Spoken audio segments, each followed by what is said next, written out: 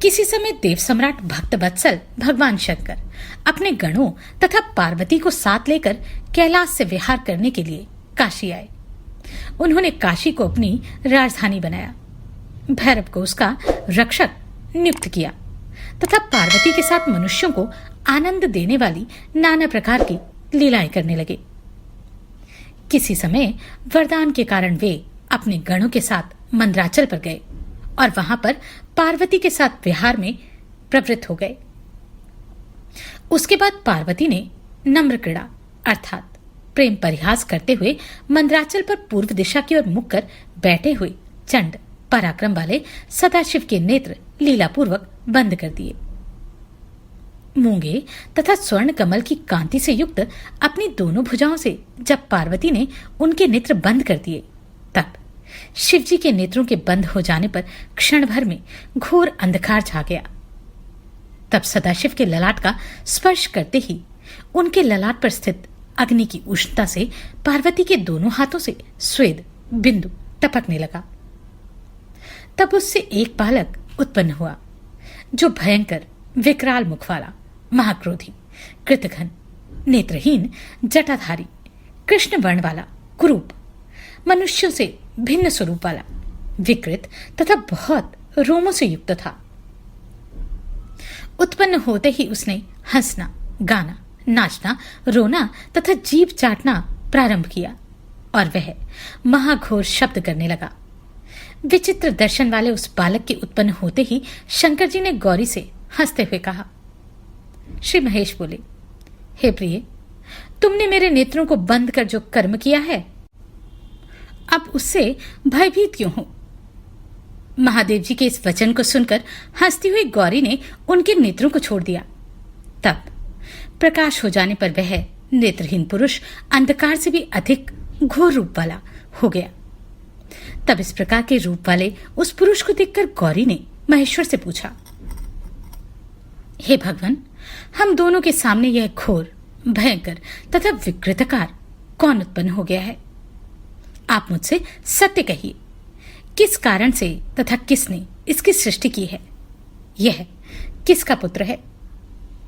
अद्भुत चरित्र करने वाली हे अंबिके, तुम्हारे द्वारा मेरे नेत्रों के बंद कर दिए जाने पर तुम्हारे हाथों के स्वेदकण से उत्पन्न यह अद्भुत महापराक्रमशाली अंधक नामक असुर प्रकट हुआ है।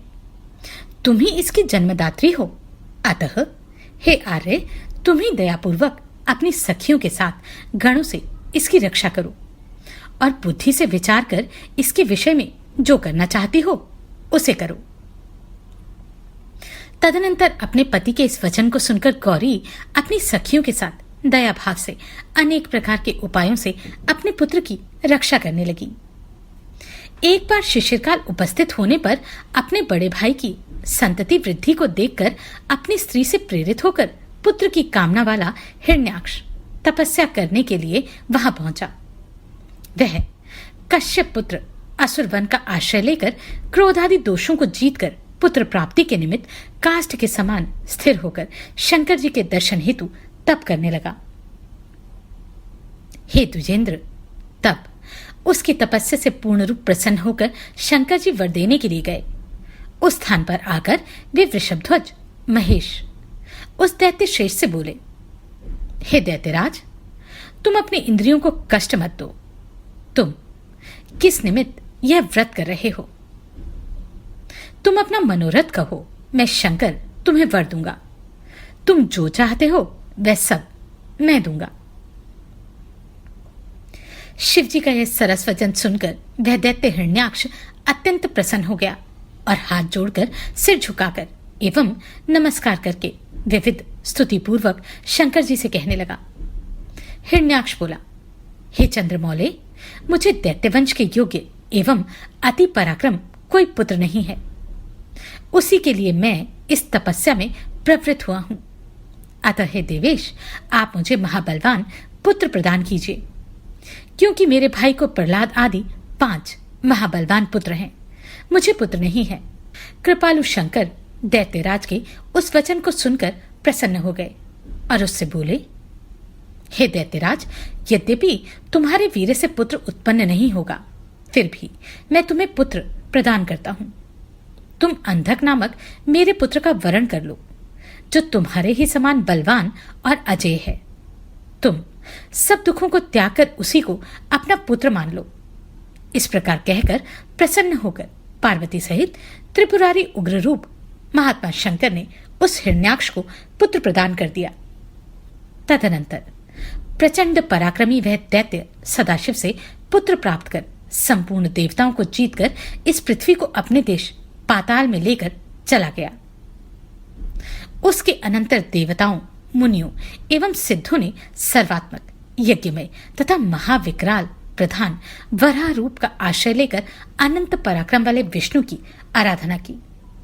तब अपनी नासिका के विविध प्रहारों से पृथ्वी को विदीर्ण कर पाताल में प्रविष्ट हो तुंड के द्वारा तथा अखंडित दाढ़ों के अग्रभाग से सैकड़ों दैत्यों को चूर्ण करके वज्र के समान कठोर पाद प्रहार से निशाचरों की सेनाओं को मत कर करोड़ों सूर्यों के समान जाजुल्यमान अपने सुदर्शन से अद्भुत तथा प्रचंड तेज वाले विष्णु ने हिरण्याक्ष के तेजस्वी सिर को काट दिया और दैत्यों को जला भी दिया।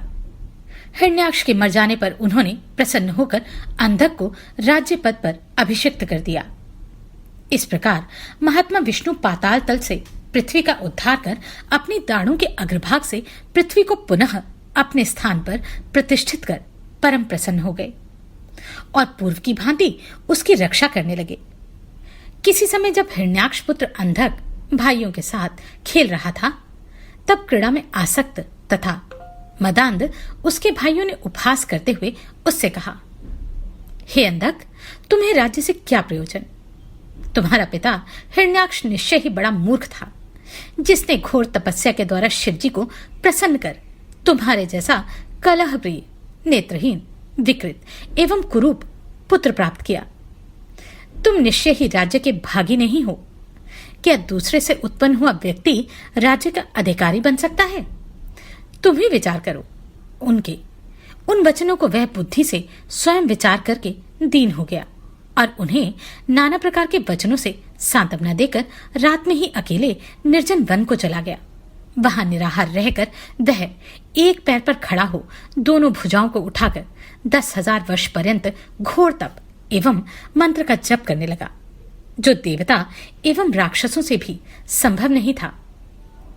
वह अग्नि जलाकर तीक्ष्ण शस्त्र से अपने शरीर से मांस काटकर वर्ष पर्यंत प्रतिदिन मंत्र पूर्वक रक्तयुक्त मांस का होम करने लगा। जब उसके शरीर में मांस नहीं रह गया, केवल स्नायु एवं अस्थि मात्र शेष रह गया, समस्त रक्त नष्ट हो गया, तब उसने अपने शरीर को ही अग्नि में डाल देने का विचार किया। उसके अनंतर सभी देवता अत्यंत विस्मित एवं भयभीत होकर उसकी ओर देखने लगे। तब उन देवताओं ने ब्रह्मा जी को नमस्कार कर अनेक स्तुतियों से शीघ्र ही उन्हें प्रसन्न किया। ब्रह्मा जी ने उसे तपस्या से विरत करते हुए कहा, हे दानव, आज तुम वर मांगो। समस्त लोक में जो दुर्लभ है एवं जिसकी प्राप्ति के लिए तुम इच्छुक हो, उस वर को मुझसे प्राप्त कर लो।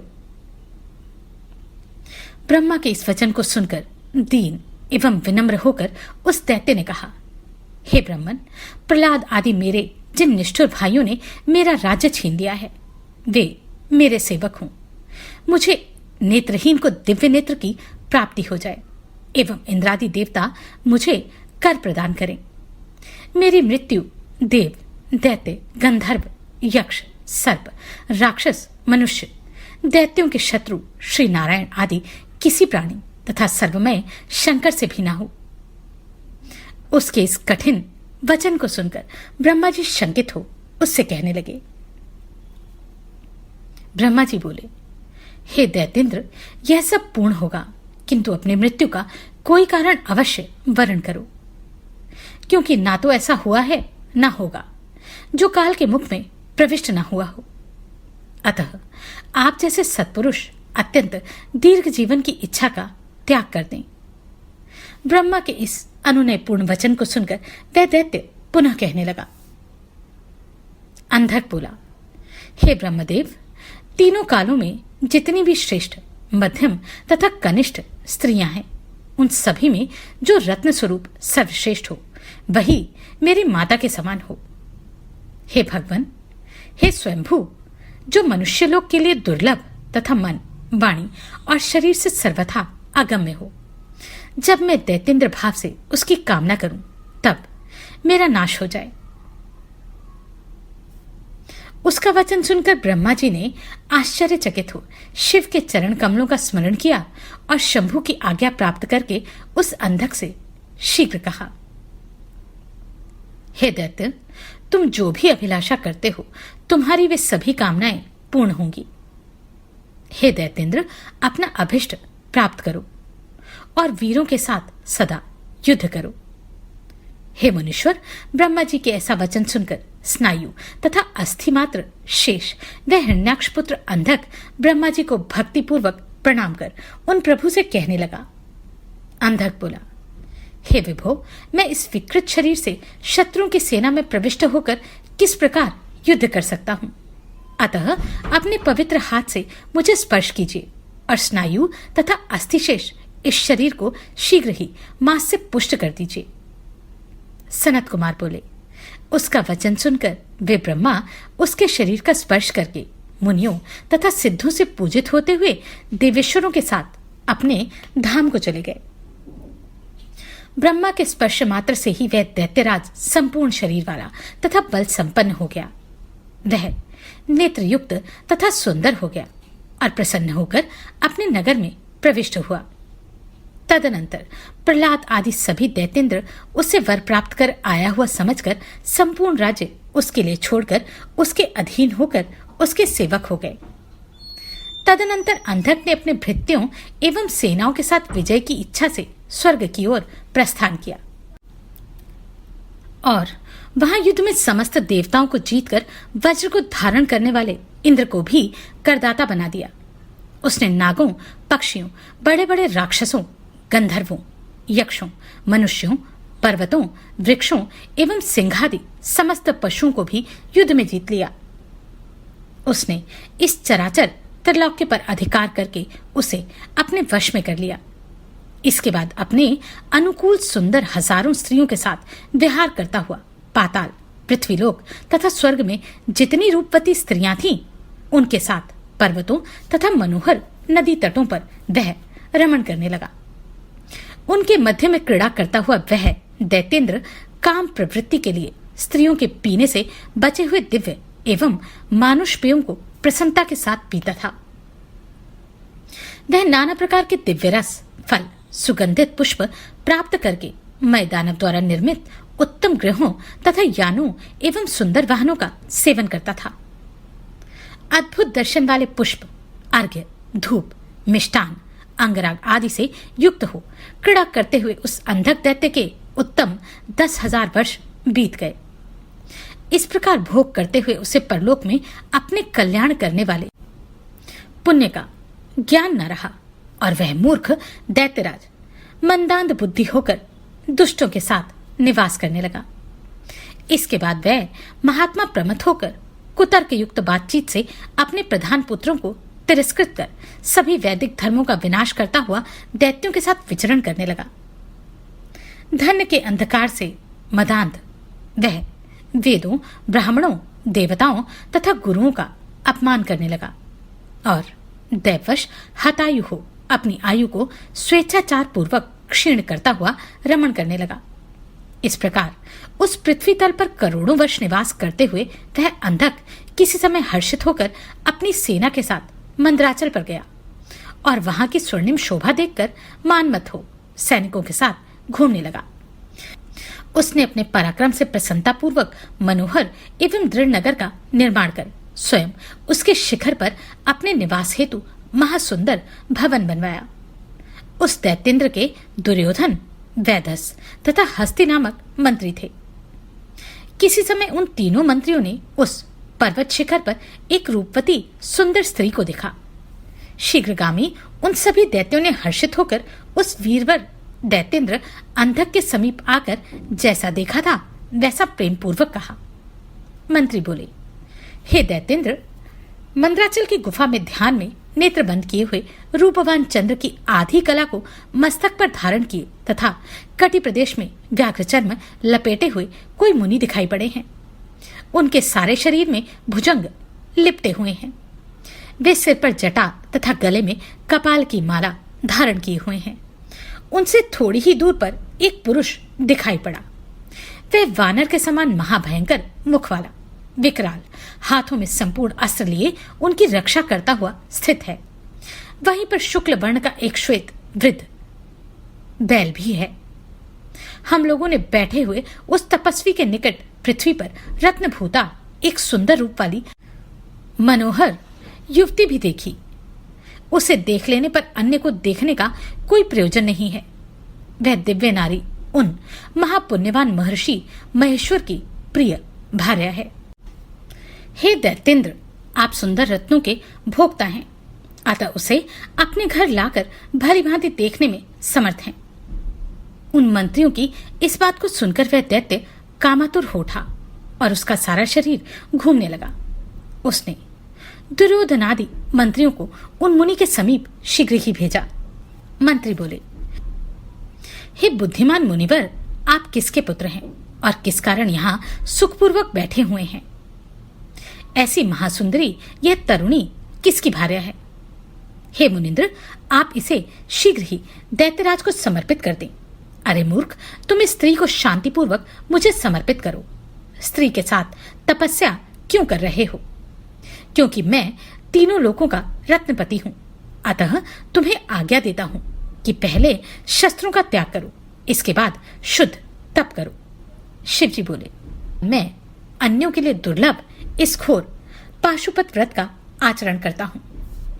मेरे विषय में ऐसी प्रसिद्धि है कि मूल रहित तथा दुस्त्यज यह सारा जगत मुझसे ही उत्पन्न हुआ है और सुंदर रूप वाली, सब कुछ सहने वाली तथा मुझ सर्वव्यापक की सिद्धि रूपा यह तरुणी मेरी भार्या है। हे राक्षस, इस समय तुम्हें जो जो अच्छा लगे उसे तुम ग्रहण करो। तदनंतर त्रिलोक के विनाश के लिए प्रतिज्ञा करने वाले हिरण्याक्षपुत्र अंधक दैत्य के पास गए। उन सभी पराक्रमी दैत्यों ने उस मदोन्मत्त दैत्यपति को प्रणाम कर जय शब्द का उच्चारण करते हुए हंसकर शिवजी ने जो बात कही थी उसे सुनाया। हे राजन, तपस्वी शिव ने आपके विषय में कहा है कि वह दानव क्या सूर्यपुत्र यमराज से नहीं डरता, जो मुझसे युद्ध की इच्छा कर रहा है? कहां वह वानर के जैसा मुख वाला मेरा गण वीरक, और कहां परम समर्थ वह राक्षस? इस पर भी यदि तुम मुझसे युद्ध करने की इच्छा रखते हो तो युद्ध करने के लिए यहां आओ और कुछ सामर्थ्य प्रदर्शन करो। अतः विचार करके तुम वैसा ही करो जैसा तुम्हें अच्छा लगता हो। आश्चर्य है, वीरक ने अंधक को एक मुहूर्त में युद्ध में जीत लिया। महान खड़ के चूर-चूर हो जाने पर दुखी तथा विस्मय रहित वह अंधक युद्ध भूमि छोड़कर भूख प्यास से व्याकुल हो भाग खड़ा हुआ। तत्पश्चात प्रहलाद आदि प्रधान दैत्य उसके साथ युद्ध करने लगे, किंतु अत्यंत भयंकर वे दैत्य अनेक शस्त्रास्त्रों से लड़ते हुए पराजित होने के कारण लज्जित हो गए। तब वीरोचन बलि हजारों भुजाओं वाला बाण, भजी, कुजम्ब, शंबर तथा वृत्र आदि पराक्रम दैत्य युद्ध करने लगे। चारों ओर से घेर कर युद्ध करते हुए उन दैत्यों को शिव के गण वीरक ने पराजित कर दिया, उनके दो टुकड़े कर दिए। बहुत से दानवों के मर जाने पर और कुछ के शेष रहने पर सिद्ध संघों ने जय जयकार की। मेदा, मांस, पीव से महाभयंकर उस युद्ध के बीच गीदड़ आनंद से नृत्य करने लगे एवं रुधिर के भयंकर कीचड़ में विचरण करते हुए मांसाहारी जंतुओं से सारी रणभूमि भयंकर दिखाई पड़ने लगी। उस समय वीरक द्वारा दैत्यों के विनष्ट हो जाने पर भगवान सदाशिव ने दक्षायणी को सांत्वना देकर कहा, हे प्रिय, मैंने पूर्व में जिस कठिन महा पाशुपत व्रत को धारण किया है उसे करने जा रहा हूं। शिवजी बोले, हे देवी, रात दिन तुम्हारे साथ प्रसंग के कारण मेरी सेना का क्षय हो गया। मरण धर्मा दैत्यों के द्वारा मेरी अमर्त्य सेना का विनाश हुआ। यह किसी पुण्यनाशक ग्रह का ही प्रभाव होगा। हे सुंदरी, अब मैं वन में जाकर परम दिव्य एवं अद्भुत वर प्राप्त कर अत्यंत कठिन व्रत करूंगा। तुम पूर्ण रूप से भय रहित तथा शोक विहीन रहना। सनत कुमार बोले। इतना वचन कहकर अत्यंत तेजस्वी महात्मा शंकर अपनी श्रृंगिका धीरे से शब्द करके अत्यंत घोर पुण्यतम वन में जाकर पाशुपत व्रत का अनुष्ठान करने लगे। उस समय पतिव्रता तथा शील गुण से संपन्न पार्वती मंदर पर्वत पर स्थित हो सदाशिव के आगमन की प्रतीक्षा करती हुई अकेले गुफा के भीतर सदा भयभीत तथा दुखी रहा करती थी। उस समय पुत्र वीरक ही उनकी रक्षा करते थे। इसके बाद वरदान से उन्मत्त तथा कामदेव के बाणों से धैर्य रहित वह दैत्य बड़ी शीघ्रता से प्रहलाद आदि दैत्यों के साथ उस गुफा के पास आ पहुंचा। उसने भोजन, पान एवं निद्रा का परित्याग कर कुपित हो अपने सैनिकों को साथ लेकर 505 रात दिन वीरक के साथ अत्यंत अद्भुत युद्ध किया। खड़ग, बर्छी, भिंदीपाल, गदा, भूषंडी अर्धचंद्रमा के समान वितस्ती मात्र तथा कछुए के समान मुख वाले प्रकाशमान बाणों, तीक्ष्ण त्रिशूलों, परशु, तोमर, मुदगर, खड़ग, गोले, पर्वत, वृक्ष तथा दिव्यास्त्रों से उस वीरक ने दैत्यों के साथ युद्ध किया। दैत्यों द्वारा चलाए गए उस शस्त्र से गुफा के द्वार बंद हो गए। कहीं लेश मात्र भी प्रकाश नहीं रहा। वीरक भी शस्त्रों की चोट से आहत होकर गुफा के द्वार पर मूर्छित होकर गिर पड़ा। सभी दैत्यों से तथा उनके अस्त्रों से मुहूर्त मात्र के लिए वीरक को आच्छादित देखकर तथा वह देखकर कि यह भयंकर दैत्यों को हटा नहीं पा रहा, गुफा में स्थित देवी ने भयपूर्वक सखियों के साथ ब्रह्मा, विष्णु तथा समस्त गणों की सेना का स्मरण किया। उनके स्मरण मात्र से ही ब्रह्मा, भगवान विष्णु तथा इंद्र सभी सैनिकों के साथ स्त्री रूप धारण कर वहां आ गए। स्त्री बनकर वे देवता, मुनि, महात्मा, सिद्ध, नाग तथा गुह्यक पर्वतराज की पुत्री की गुफा के भीतर प्रविष्ट हुए। उनके स्त्री रूप धारण करने का कारण यह था कि उत्तम राजा के आसनस्थ होने पर उसके अंतपुर में पुरुष वेश में जाना निषेध है, इसलिए वे स्त्री समूह के रूप में एकत्रित हो गए। वीर कार्य करने वाले वे अद्भुत रूप वाली स्त्रियां जब पार्वती की गुफा में प्रविष्ट हुईं, तो उन स्त्रियों को देखकर पार्वती अत्यंत प्रसन्न हो गई। उस समय सैकड़ों, हजारों नितंबिनी स्त्रियों के द्वारा प्रलयकालीन प्रचंड मेघ के समान घोष वाली तथा विजय देने वाली हजारों भेरियां और शंख बजाए गए। अद्भुत तथा प्रचंड पराक्रम वाले वीरक भी मूर्छा त्याग कर शस्त्र को लेकर महारथियों के आगे खड़ा हो गया और उन्हीं शस्त्रों से दैत्यों का वध करने लगा। उस समय हाथ में दंड लिए हुए ब्राह्मी, क्रोध से युक्त चितवाली गौरी, अपने हाथों में शंख, गदा, चक्र तथा धनुष धारण की हुई नारायणी, हाथ में लांगल, दंड लिए कांचन के समान वर्ण वाली व्योमाल का तथा हाथ में हजारों धार वाले प्रचंड वेग से युक्त उग्र वेग वाले वज्र को लिए हुए ऐन्द्रेयी युद्ध हेतु निकल पड़ी। हजार नेत्रों वाली, युद्ध में निश्चल रहने वाली, अत्यंत दुर्जय, सैकड़ों दैत्यों से कभी पराजित न होने वाली तथा भयंकर मुख वाली वैश्वानरी तथा हाथों में दंड लिए उग्र याम्या शक्ति भी युद्ध में प्रवृत्त हो गई। हाथ में अत्यंत तीक्ष्ण तलवार तथा घोर धनुष लेकर निरति शक्ति आई। वरुण का पाश हाथ में धारण कर युद्ध की अभिलाषा करती हुई तोयालिका निकल पड़ी। प्रचंड पवन की महाशक्ति भूख से व्याकुल हो हाथ में अंकुश लेकर एवं कुबेर की शक्ति हाथ में प्रलयकाल की अग्नि के समान गदा लेकर युद्ध भूमि में आ पहुंची। तीक्ष्ण मुख वाली, कुरूपा, नखरूपी, आयुध वाली, नाग के समान भयंकर यक्षेश्वरी आदि देवियां तथा इसी प्रकार के अनेक सैकड़ों देवियां संग्राम भूमि में निकल पड़ी। उसकी अपार सेना देखकर वे देवियां विस्मित, भय से व्याकुल, फीके वर्ण वाली तथा अत्यंत कातुर हो गईं। उसके बाद ब्रह्माणी आदि सभी देवशक्तियों ने पार्वती की सम्मति से अपने मन को समाहित चित्त कर वीरक को अपना सेनापति बनाया। इसके बाद वरदान से शक्ति संपन्न प्रधान दैत्य मन में यह विचार कर अभूतपूर्व युद्ध करने लगा कि आज इन नारियों से हम मृत्यु को प्राप्त करेंगे अथवा इन पर विजय प्राप्त करेंगे। उस समय संग्राम भूमि में अद्भुत बुद्धि संपन्न वीरक को अपना सेनापति बनाकर पार्वती ने सखियों के साथ युद्ध में अद्भुत युद्ध कौशल दिखलाया। महापराक्रमी हिरण्याक्ष पुत्र राजा अंधक ने भी महाव्यूह की रचना की और विष्णु की संभावना करके यम की शक्ति को अवस्थित देखकर उनसे लड़ने के लिए महाभयंकर गिल नामक राक्षस को नियुक्त किया। ब्रह्मा जी की सेवा करने से उसका मुख अत्यंत विकराल हो गया था, इसलिए उसे मारने के लिए भगवान विष्णु आए। उसी समय 1000 वर्ष बीत जाने पर प्रलयकालीन हजारों सूर्यों के समान कांति वाले व्याघ चर्मधारी भगवान शिव जी भी कुपित होकर युद्धभूमि में आए। तब उन महेश्वर को युद्धभूमि में आया देखकर अत्यंत प्रसन्न हुई उन स्त्रियों ने वीरक को साथ लेकर महायुद्ध किया। उस समय सिर झुकाकर सदाशिव को प्रणाम करके पति का पराक्रम प्रदर्शित करती हुई गौरी ने प्रसन्नतापूर्वक घोर युद्ध किया। इसके बाद शंकर जी पार्वती को हृदय से लगाकर गुफा के भीतर प्रविष्ट हो गए। पार्वती ने उन हजारों स्त्रियों को अनेक प्रकार से सम्मानित कर विदा किया और वीरक को गुफा के द्वार पर रहने दिया। इसके बाद नीति में विचक्षण उस असुर ने गौरी एवं गिरीश को संग्राम भूमि में ना देखकर शिव जी के पास विघस नामक अपना दूत भेजा। उस संग्राम में देवताओं के प्रहार से क्षत विक्षत शरीर वाले उस दैत्य ने शिव जी के पास जाकर उन्हें सिर से प्रणाम कर गर्वयुक्त कठोर वचन कहा।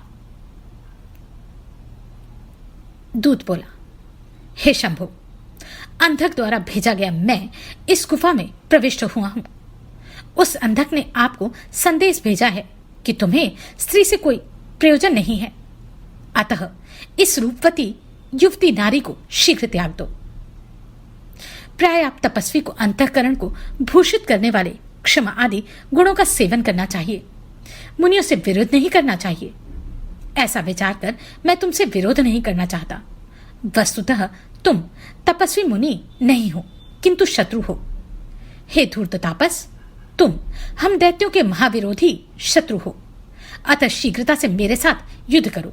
मैं आज ही तुम्हारा वध करके तुम्हें रसातल पहुंचाता हूं। सनत कुमार बोले, दूत के मुख से ये वचन सुनकर सज्जनों के रक्षक, दुष्टों के मद को नष्ट करने वाले कपालमाली महान त्रिनेत्र शंभु शोकाग्नि से जलते हुए बड़े क्रोध से उस दूत से कहने लगे, हे दूत, तुमने जो बात कही है वह बड़ी कठोर है। अब तुम शीघ्र चले जाओ और उससे कहो, यदि तुम बलवान हो तो शीघ्र आकर मेरे साथ बलपूर्वक युद्ध करो। हे व्यास, शिवजी का अभिप्राय जानकर उस दैत्यराज ने गदा लेकर देवगणों से सर्वथा अभेद्य गिल नामक दैत्य को आगे कर सेना के सहित शीघ्र शिवजी की गुफा के द्वार पर पहुंचकर वज्र के समान तीखे शस्त्रों से प्रहार करना प्रारंभ कर दिया। कुछ दैत्यों ने वीरक पर और कुछ दैत्यों ने पार्वती पर शस्त्रों से प्रहार किया। कुछ दैत्यों ने गुफा के मनोहर द्वार को तोड़ दिया। कुछ ने द्वार पर लगे पत्र, पुष्प, फल, मूल तथा मनोहर जल एवं उद्यान मार्गों को नष्ट कर दिया। तदनंतर त्रिशूलधारी शिवजी ने कुपित होकर अपनी सेना का, दारुण भूतगणों का तथा सैन्य सहित विष्णु आदि देवगणों का स्मरण किया। उसके अनंतर शिवजी ने वीरक को सेनापति बनाकर थके वाहन वाले उन देवताओं एवं युद्ध में निश्चित विजय पाने वाले प्रधान वीरों को भेजा। महेश्वर के द्वारा भेजे गए उन सभी देवगणों ने उस गिल सहित दैत्यराज की सेना के साथ निरंतर प्रलय काल के समान मर्यादाहीन घनघोर युद्ध किया। तब विघस ने युद्ध करते हुए उन ब्रह्मा, विष्णु, सूर्य एवं चंद्रमा आदि समस्त देवों को क्रोधपूर्वक निगल लिया। इस प्रकार विघस के द्वारा अपनी समस्त सेना के निगल लिए जाने पर केवल वीरक शेष रह गया। तब संग्राम भूमि को छोड़कर उस गुफा में प्रवेश करके सिर झुकाकर कामशत्रु शिवजी को प्रणाम करके वक्ताओं में श्रेष्ठ वह वीरक दुखी होकर उनसे सारा वृतांत कहने लगा। हे भगवान, विधस दैत्य ने आपकी सारी सेना निगल ली। वह त्रिलोक गुरु दैत्य विनाशक भगवान विष्णु को निगल गया। उसने सूर्य तथा चंद्रमा को, वरदायक ब्रह्मा तथा इंद्र को निगल लिया है। वह यम, वरुण, पवन एवं कुबेर आदि को भी निगल गया। केवल मैं ही शेष रह गया हूं। मुझे अब क्या करना है? वह अजय दैत्यपति सेना सहित प्रसन्नचित है। मैं भयभीत होकर वायु के समान वेगवान होकर आप अजय के पास आया हूं। भगवान विष्णु ने अपना मुख फैलाकर कश्यप पुत्र हिरण्यकश्यपु को अपने तीव्र नखों से विदीर्ण किया था। वे भक्तों के वशीभूत हो त्रिलोकी के कंटकों का नाश करने में प्रवृत्त रहते हैं। पूर्व काल में उन्हें वशिष्ठ आदि लोकरक्षक सप्तऋषियों ने शाप दिया था कि तुम दैत्यों के साथ चिरकाल पर्यंत युद्ध करते हुए उनके द्वारा निगल लिए जाओगे। इसके बाद जब विष्णु ने विनम्र होकर मुनियों से प्रार्थना की कि हे मुनिगणों, इस घोर शाप से मेरा छुटकारा कैसे होगा, तब क्रुद्ध हुए उन मुनिगणों ने कहा, युद्ध काल में जब घोर वाणों की वर्षा कर विघस नामक दैत्य तुम्हें निगल लेगा, तब तुम अपने घूंसों से उसके मुख पर प्रहार कर निकलोगे। तत्पश्चात पुण्य आश्रम बद्रीवन नामक हरिगृह में जब तुम अवतार लोगे, तब शाप रहित हो अपने परमात्मा रूप में अवस्थित हो जाओगे। तभी से वह गिल नामक दैत्य प्रतिदिन भूखा रहकर बड़ी प्रसन्नता के साथ युद्ध स्थल में घूमता रहता था। जिस प्रकार जगत को प्रकाशित करने वाले सूर्य एवं चंद्रमा से राहु शत्रुता करता है, उसी प्रकार देवताओं के परम शत्रु शुक्राचार्य देवों के द्वारा मारे गए सभी दैत्यों को संजीवनी विद्या के स्तुति पदों से वर्ण रहित कर जीवित कर देते हैं। आपको तथा मुझे युद्ध स्थल में भले ही प्राण त्याग करना पड़े, किंतु अब आप ही इस युद्ध में प्रमाण हैं और आप ही इस कार्य को संभालें। तदनंतर उन्होंने सूर्य के समान दैदीप्यमान अपने शरीर से उत्तम सामदेव का गान किया और बड़ा अट्टहास किया, जिससे समस्त अंधकार दूर हो गया। तब इस लोक में प्रकाश हो जाने पर वीरक मुनि ने रण में विकृत मुख वाले दैत्यों के साथ पुनः महायुद्ध किया। शिलाद मुनि ने पत्थर का चूर्ण खाकर जिन नंदीश्वर को उत्पन्न किया था तथा जिन्होंने त्रिपुर को भी पूर्व काल में जीत लिया था, उन नंदी ने घनघोर युद्ध प्रारंभ कर दिया। नंदी को भी उस राक्षस ने निगल लिया। ऐसा देखकर योद्धाओं एवं मुनियों में अग्रगण्य तथा सभी विद्याओं के निवास शम, दम, धैर्य आदि गुणों से युक्त स्वयं कपर्दी महारुद्र वृषभ पर सवार हो निकले। देवगणों को उगलवा लेने वाले दिव्य मंत्र का जप करते हुए तीक्ष्ण बाण, शूल तथा खड़ग लेकर युद्ध के लिए उस राक्षस के सम्मुख उपस्थित हुए। इतने में महावीर वीरक सभी को लेकर उस विघस राक्षस के मुख से निकले। इसी प्रकार विष्णु, ब्रह्मा, इंद्र, चंद्रमा, सूर्य आदि सभी निकल आए। तब उनकी सेना प्रसन्न होकर पुनः युद्ध करने लगी। उस सेना की जीत लेने पर देवगणों के द्वारा मारे गए समस्त दैत्यों को शुक्राचार्य अपनी संजीवनी विद्या के बल से पुनः जीवित करने लगे। तब गणों ने शुक्राचार्य को पशु के समान बांधकर शिवजी के समीप उपस्थित किया और त्रिपुरारी शिव ने उन दानव गुरु को निगल लिया। इस प्रकार शुक्राचार्य के विनष्ट हो जाने पर देवताओं ने सारी दैत्य सेना को जीत लिया, विध्वस्त कर दिया और पूर्ण रूप से कुचल डाला। उस समय दैत्यों के शरीर को उत्साहपूर्वक खाने वाले भूतगणों से एवं तीक्ष्ण बाण तथा शक्ति हाथ में लिए नाचते हुए सिर कटे दैत्यों के धड़ों से सारी रणभूमि व्याप्त हो गई। प्रमत्त, वैतालों, अत्यंत दृढ़ चोंच एवं पंजे वाले पक्षियों एवं नाना प्रकार के भेड़ियों ने मरे हुए राक्षसों के मांस को अपने मुख में रखकर आनंद से भक्षण करना प्रारंभ कर दिया। इस प्रकार हिरण्यकशिपु के वंश में उत्पन्न हुआ वह दैत्यराज चिरकाल पर्यंत युद्ध करके विष्णु, महेंद्र एवं शिव से जीत लिया गया। पराजित होने पर उस दैत्य की सारी सेना पाताल में, पर्वतों की गुफाओं में एवं समुद्र में छिप गई। अपनी सारी सेना के क्षीण हो जाने पर दैत्यश्रेष्ठ अंधक, जो क्रुद्ध होने पर न केवल देवताओं अपितु विश्व का नाश करने में समर्थ था, उसका विष्णु ने गदा के भयंकर प्रहार से मद चूर चूर कर दिया। उसने युद्धभूमि का परित्याग नहीं किया, क्योंकि उसे ब्रह्मा जी का वरदान प्राप्त था। उसके बाद इंद्र के घोर अस्त्रों से पीड़ित हुआ वह दैत्य अपने शस्त्रास्त्र समूहों से वृक्षों, पर्वतों एवं जल के प्रहारों से देवताओं को शीघ्र जीतकर जोर से गर्जना करते हुए प्रमथपति शिवजी को संकेतों के द्वारा बुलाकर युद्ध भूमि में गिरे हुए अनेक प्रकार के शस्त्रों से युद्ध करता हुआ स्थित रहा। उन सब के समाप्त हो जाने पर वह वृक्षों, सर्पों, वज्र के समान शस्त्रों द्वारा तथा शंबर की सैकड़ों माया एवं कपट रचना द्वारा गिरिजा एवं महादेव को पीड़ा पहुंचाने लगा। शंकर के समान महावीर, देवताओं से अवध्य, महासत्व संपन्न, मतिमान, सैकड़ों वरदान पाने से उन्मत्त हुआ दैत्य अंधक ने शंकर जी को जीतने के लिए एक और माया रची। यद्यपि उसका शरीर देवताओं के शस्त्रास्त्रों के द्वारा जर्जर हो उठा था, उसकी माया के प्रभाव से उसके गिरे हुए रक्त बिंदुओं से अनेक विकृत वदन अंधकगण रणभूमि में व्याप्त हो गए। तब प्रलयकालीन अग्नि के समान शरीर धारण करने वाले त्रिपुरारी सदाशिव ने अपने त्रिशूल से उन दैत्यों का भेदन प्रारंभ किया। इस प्रकार शिवजी के त्रिशूल के प्रहार से आघत मांस विदीर्ण हो जाने के कारण प्रवाहित रक्त बिंदुओं से अनेक अंधक उत्पन्न होने लगे।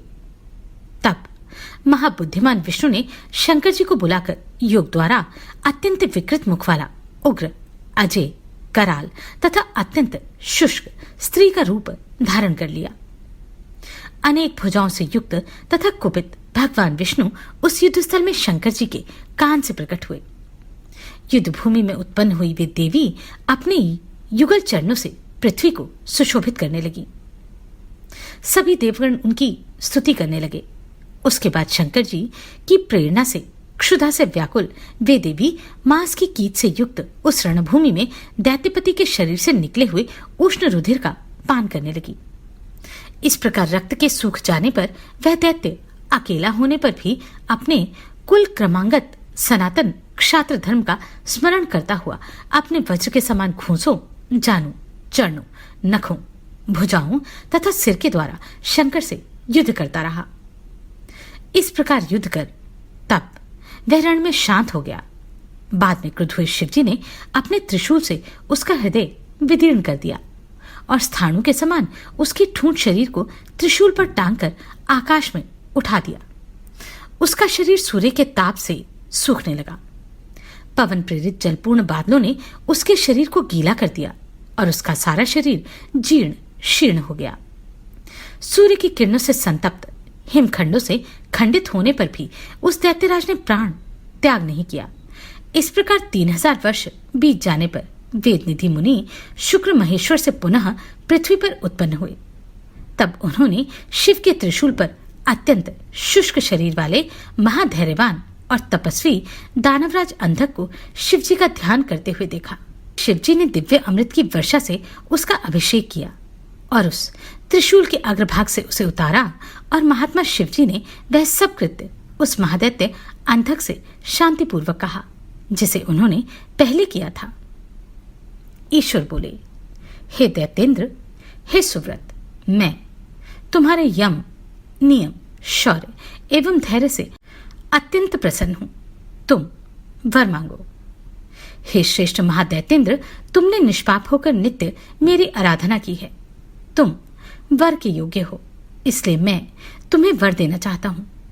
इस प्रकार 3 सहस्र वर्ष पर्यंत प्राण धारण करने का तुम्हारा जो पुण्यफल है उससे तुम्हारी मुक्ति हो जाए। यह सुनकर अंधक ने पृथ्वी पर दोनों घुटनों को टेक कर कांपते हुए हाथ जोड़कर उमापति शिव से कहा, हे भगवान, मैंने इससे पूर्व में आप परात्पर परमात्मा को युद्ध क्षेत्र में प्रसन्न गदगद वाणी से दीनहीन इत्यादि जो कहा है, एवं हे शंभो, मूर्ख होने के कारण अज्ञानवश इस लोक में जो जो निंदित कर्म किया है उसे आप अपने मन में न रखें। हे महादेव, मैंने काम विकार से पार्वती के प्रति अपराध किया है, उसे क्षमा करें, क्योंकि मैं अत्यंत कृपण एवं दुखी हूं। हे प्रभु, अत्यंत दुखित, कृपण, दीन एवं भक्ति से युक्त जन पर आपको विशेष रूप से दया करनी चाहिए। मैं दीन आपकी शरण में आया हूं, अतः मेरी रक्षा कीजिए। मैंने हाथ जोड़ रखे हैं। मुझ पर संतुष्ट होने वाली जग जननी ये देवी समस्त क्रोध त्याग कर मेरे ऊपर प्रसन्न होकर मुझे देखें। हे चंद्रशेखर, हे अर्धेन्दुचूड़, हे शंभु, हे महेश्वर, कहाँ तो इन महादेवी का क्रोध और कहाँ मैं दया का पात्र दैत्य।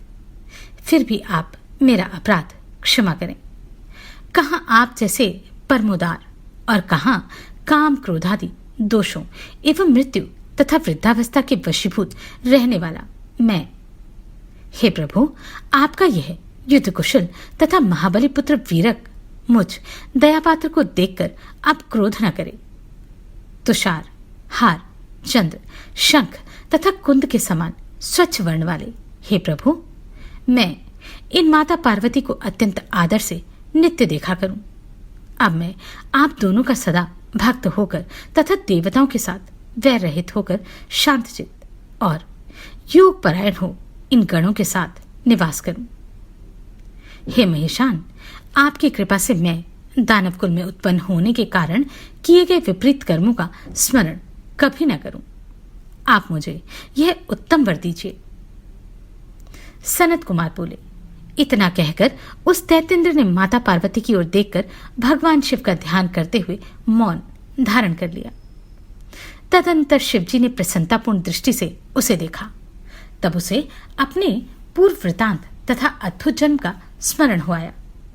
इस प्रकार उस पूर्व वृतांत का स्मरण होने पर वह पूर्ण मनोरथ वाला हो गया और माता पिता को प्रणाम कर कृतकृत्य हो गया। इसके बाद बुद्धिमान शिवजी तथा पार्वती ने उसका मस्तक सूंघा और उसने प्रसन्न हुए सदाशिव से अभिलषित वर प्राप्त किया और वह भगवान शंकर की निरंतर स्तुति करता रहा। यह देखकर करुणा सागर परम दयालु भगवान शंकर ने उसकी स्तुति से प्रसन्न होकर उसे गाणपत्य पद प्रदान किया।